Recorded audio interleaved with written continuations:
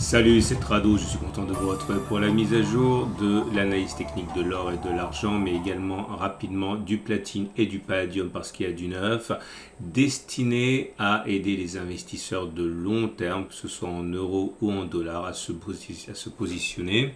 On va commencer par les actualités, et on va commencer par l'argent, une fois n'est pas coutume. Et cet article nous vient d'un site dont je parle souvent, hein, c'est Forex Street, et une mauvaise nouvelle puisque JP Morgan, la grande banque d'affaires américaine, pense que 2022 ne sera pas une bonne année pour l'or ni pour l'argent, avec de l'or qui devrait s'acheminer vers les 1630 dollars et l'argent vers 20,48 dollars.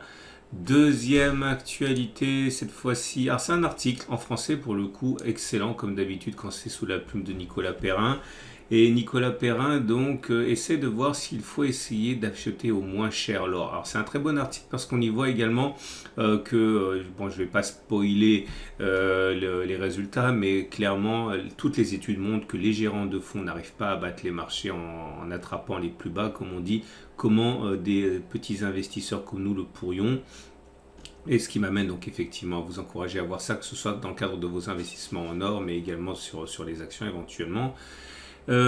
Troisième chose, ça nous vient de la baisse de l'or, hein. Donc effectivement, hein, hier, l'or a baissé. Pourquoi? Tout simplement parce que Powell, donc le taulier de la Fed, a prévenu, ou du moins laissé entendre que son intervention pour durcir la politique monétaire devrait être plus rapide que prévu, ce qui veut dire donc que le dollar devrait être soutenu, et quand le dollar monte, eh bien par mimétisme, puisque le dollar est payé, enfin l'or est payé en dollars, et bien l'or en dollars baisse, hein. Puis quatrième chose aujourd'hui, c'était vraiment pas mal ce qu'on avait au niveau des actualités. Concernant le palladium et le platine, hein, c'est de constater que ce sont les plus grands analystes, hein. On sait très bien que la souffrance, le chemin de croix du palladium et du platine actuellement est dû au fait que l'industrie automobile a vraiment beaucoup de mal à produire avec la crise des microprocesseurs, hein. Donc pas de microprocesseurs, pas de voiture, pas besoin de palladium ou de platine, hein, notamment pour les pots, etc. Et donc, en gros, d'une part, le mauvais côté des choses, c'est qu'ils disent ça, c'est pas pour tout de suite l'amélioration de l'industrie automobile, mais la bonne nouvelle, c'est que finalement, dès que ça va repartir, on peut espérer que le platine et le palladium repartiront également.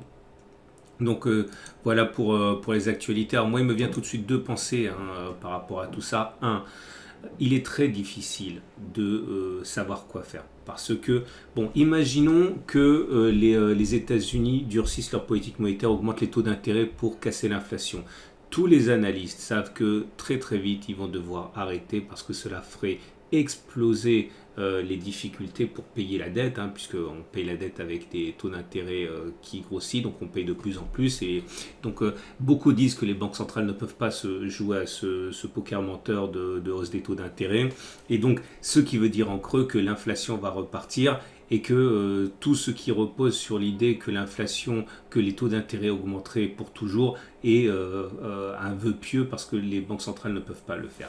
Et deuxième chose par rapport à la chose sur les gérants qui n'arrivent pas à avoir au meilleur prix les actions ou l'or ou quoi que ce soit, tout ça pour moi justifie la stratégie que je partage avec vous et que j'applique depuis des années, à savoir, quand on croit à quelque chose pour le long terme, que ce soit des actions, que ce soit de l'or, de l'argent, du palladium, il vaut mieux se contenter d'acheter régulièrement, faisant le pari qu'au-delà des vicissitudes de court terme, ce sera plus cher dans 1 an, dans 5 ans, dans 10 ans. Donc on achète chaque fois que l'on arrive sur un niveau de support intéressant. Et en gros, vous l'avez bien vu, hein, lors du compte rendu pour la rencontre au coffre, si j'ai réussi à battre le marché de l'or avec une très mauvaise année sur l'or et sur l'argent, c'est absolument pas parce que je savais où allait le marché, je n'avais absolument aucune idée, mais simplement en achetant sur des zones précises, et bien au-delà de faire une bonne année ou pas, on peut espérer battre le marché. Voilà, on en revient tout de suite à l'or libellé en euros, j'en ai parlé. Et bon, ben, allez, c'est reparti. On est sur une zone d'accumulation rationnelle. Donc, ceux qui veulent s'acheter des pièces en or ben, peuvent y aller sur les niveaux actuels, support des 1560, 1567. Alors, on me dit souvent, oui, mais on ne peut pas avoir des pièces aussi peu chères, entre guillemets. Oui, tout à fait. Et c'est pour ça aussi que lorsque vos enfants ou vous vendrez dans très longtemps vos pièces d'or, vous pourrez espérer avoir plus que simplement le prix de l'or papier. C'est comme ça, on le sait très bien, il y a une asymétrie. Quand ça monte beaucoup plus vite que l'or physique, et quand ça baisse beaucoup moins vite que l'or physique. C'est malheureusement le mieux qu'on puisse faire. Mais en tout cas, on est sur une zone d'accumulation rationnelle pour l'or libellé en euros.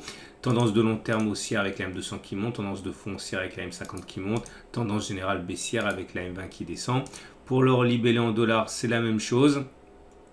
On a une situation, là c'est moins bien quand même au niveau des tendances, puisque vous pouvez le voir, on est en dessous des moyennes mobiles. Donc si vous êtes américain et que vous voulez acheter des pièces avec vos dollars, ça ne change pas grand chose. On est sur une zone de support et d'accumulation rationnelle de pièces à 1780-1758 dollars.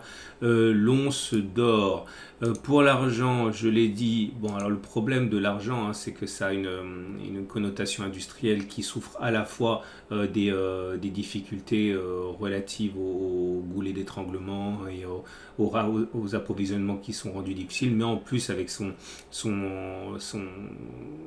mimétisme par rapport à l'or, ben, ça souffre encore plus. Mais la bonne nouvelle, c'est qu'on est sur une zone d'accumulation rationnelle. Donc voilà, sur cette zone 19,4, 19,7, les traders et les investisseurs achètent des pièces en argent. Pour cette zone d'accumulation rationnelle, si on y va, 18,6, 18,9. Pour l'argent libellé en dollars, on a une situation qui est également assez moribonde. On est en dessous de la M200, en dessous de la M20, la M50, donc c'est baissier, il ne faut pas non plus se voiler la face. Mais voilà, on est sur une zone d'accumulation rationnelle, 21,4, 21,9. Si vous êtes américain ou si vous payez avec des dollars, c'est une zone d'accumulation rationnelle. Prochaine zone d'accumulation, on retourne sur les 23, 21,3. On va passer au platine et au palladium. Et si vous êtes un investisseur en... Alors, je peux commencer par l'euro, c'est quand même mieux. Donc si vous êtes investisseur en platine en euros, ben c'est pas la peine de se précipiter non plus.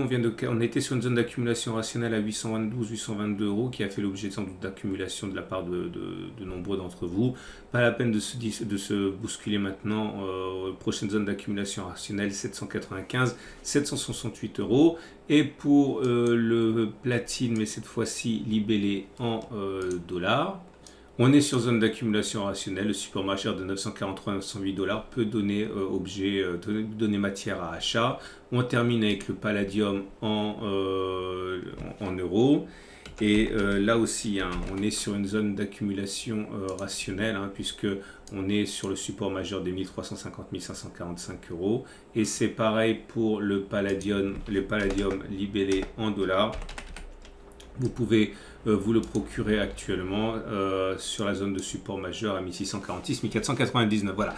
Donc je vous rappelle que si vous voulez vous procurer tout cela, eh bien vous pouvez passer par mon partenaire aucoffre.com. Si c'est pour acheter de l'or, rappelez-vous que sur mon site, vous pouvez passer par la bannière et vous paierez une prime réduite, 11% moins cher. En plus, il y a des primes actuellement sur Aucoffre. Donc ça sera 438 euros pour la pièce d'un quart d'once d'or avec LSP, c'est-à-dire que avec droit de garde compris pour une certaine période de temps. Si vous voulez du platine ou du palladium, ça se passe ici. Bon, bah voilà, vous avez tout ici. Je vous souhaite une excellente journée et je vous donne rendez-vous samedi pour la mise à jour. Pensez à vous abonner à ma chaîne YouTube pour ne pas louper les mises à jour, puisque c'est 2 fois par semaine. Si vous avez aimé, eh bien merci de liker, c'est bon pour mon moral et c'est très sympa de le faire, j'apprécie toujours. Mais surtout, abonnez-vous à la chaîne YouTube. Si vous voulez en savoir plus sur les articles que j'ai mentionnés, allez les faire traduire en anglais automatiquement par votre navigateur. Les liens sont sur mon site et mon site, vous allez en dessous de la vidéo, vous allez le trouver. À samedi pour la mise à jour.